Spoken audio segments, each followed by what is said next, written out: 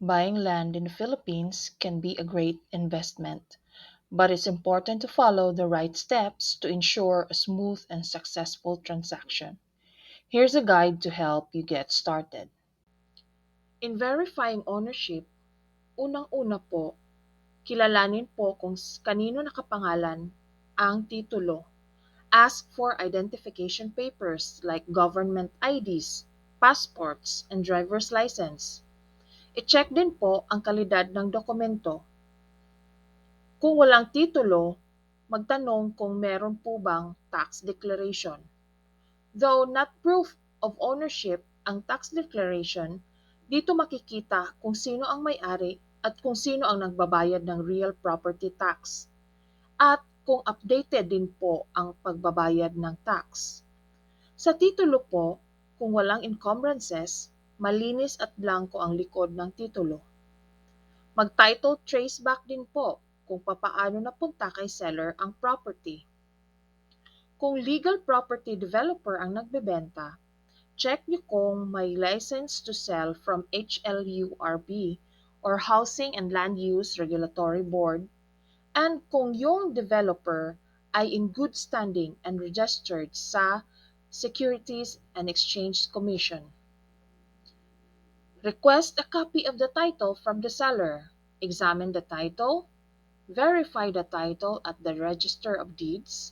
Check for encumbrances. Conduct a title verification from the Land Registration Authority, and ensure the property is not mortgaged or claimed by others. In buying land, the first step is to request an original copy of the land title from the seller. This document is essential as it proves the seller's ownership and right to sell the property. The title should be a transfer certificate of title or TCT or a condominium certificate of title CCT if you are purchasing a condo unit. Make sure the title is not just a photocopy. When you examine the title, carefully inspect the title for any signs of tampering or alterations. It should be clean and clear with no erasures or overwritings. Pay close attention to the technical description of the property, including the lot and block numbers, boundaries, and the size of the land. These details should match the actual property being sold. For verifying the title at the Register of Deeds, bring the title to the office in the city or municipality where the property is located. Request a certified true copy of the title. This process involves comparing the seller's copy with the official records.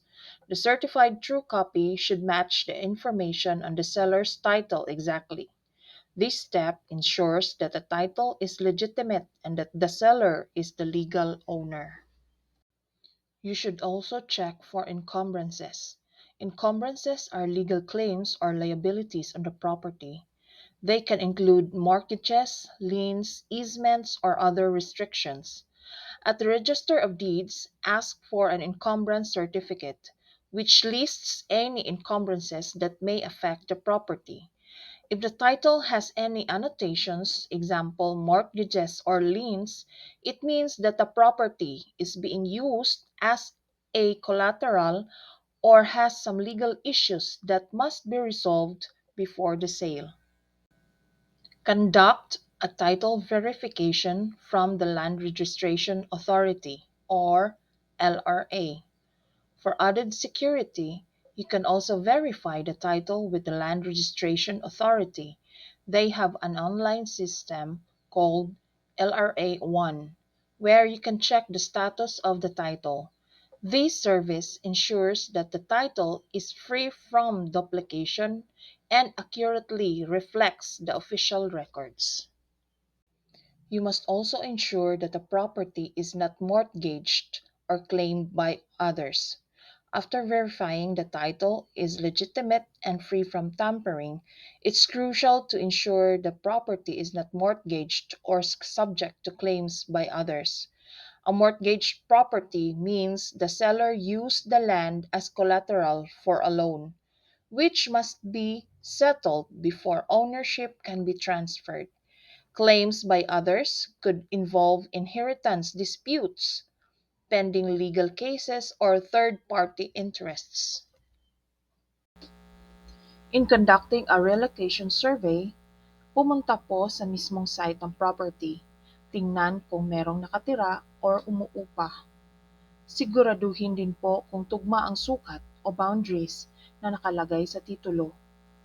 Tingnan kung may right-of-way, daanan papasok at palabas ng National Highway.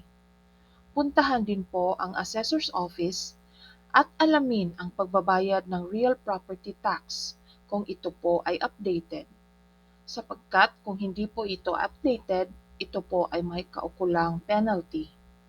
At kung nakapagdesisyon na po kayo na bibilhin ang lupa, dapat po ang pirmahan ng Deed of Absolute Sale ay sa harapan po mismo ng abogado.